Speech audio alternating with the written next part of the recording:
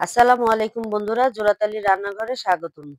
আজ আমি আপনাদের জন্য দক্ষিণ অঞ্চলের একটি খুব ঐতিহ্যবাহী খাবার আপনাদের মাঝে শেয়ার করার জন্য নিয়ে আসলাম। নলেন গুড়ের কথা আমরা সবাই জানি। যারা আমরা দক্ষিণ অঞ্চলের মানুষ, যারা আপনারা দক্ষিণ অঞ্চলের মানুষ আছেন তারা বিশেষ করে বেশি জানেন যে এটা কতটা সুস্বাদু একটি খাবার। আজ আমি নলেন গুড়ের পায়েসটাই আপনাদের সাথে শেয়ার করব। এটা রান্না করার জন্য এখানে আমি ১.৫ লিটার পরিমাণ দুধ বসিয়ে দিয়েছি এবং দুধের মধ্যে দিয়ে দিলাম ২ টুকরো এলাচ এবং ৩ টুকরো লং ও ২ টো তেজপাতা দিয়ে দিলাম।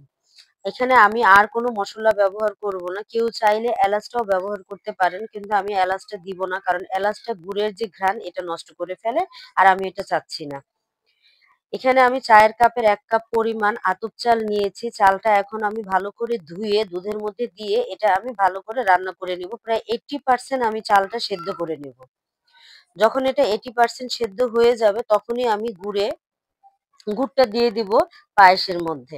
কারণ আগেভাগে যদি গুড়টা দেওয়া হয়ে যায় তাহলে চালটা আর ফুটতে চাবে না, শক্ত, শক্ত হয়ে থাকবে। আর পায়েসের চাল শক্ত হয়ে থাকলে ওটা কিন্তু ভালো লাগে না।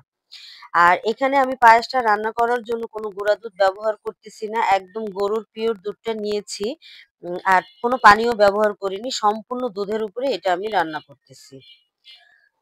বন্ধুরা, যারা আমার চ্যানেলে এসে আমার ভিডিওগুলো দেখছেন, যদি আপনাদের আমার ভিডিওগুলো ভালো লাগে এবং আমার কাছ থেকে নতুন, নতুন ভিডিও পেতে চান, আমার চ্যানেলটি সাবস্ক্রাইব করে আমার সাথে থাকবেন। পাশে থাকা বেল বাটনটি ক্লিক করে দিবেন, নতুন, নতুন ভিডিওর নোটিফিকেশন যেন আপনাদের কাছে পৌঁছে যায়। এবং একটি লাইক দিয়ে সম্পূর্ণ ভিডিওটি দেখে নিবেন।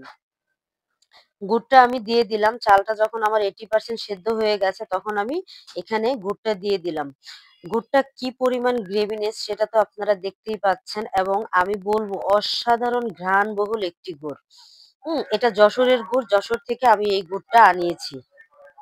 হুম, যদিও আমি সিলেটের মেয়ে, কিন্তু আমার বিয়ে হয়েছে দক্ষিণ অঞ্চলের মানুষের সাথে, যার কারণে এই গুড়ের এবং রসের প্রতি আমার কিছুটা হলেও দুর্বলতা আছে। আমার বাবার বাড়ির মানুষ এই ধরনের খাবারের সম্পর্কে কোনো কিছুই জানে না। কারণ আমাদের সিলেট অঞ্চলের যারা আছেন তারা খেজুরের রস, খেজুরের গুড় এগুলোর প্রতি কিন্তু তাদের ভালো লাগাটা তেমন একটা কাজ করে না। কারণ তারা এই সম্পর্কে কিছু জানেই না।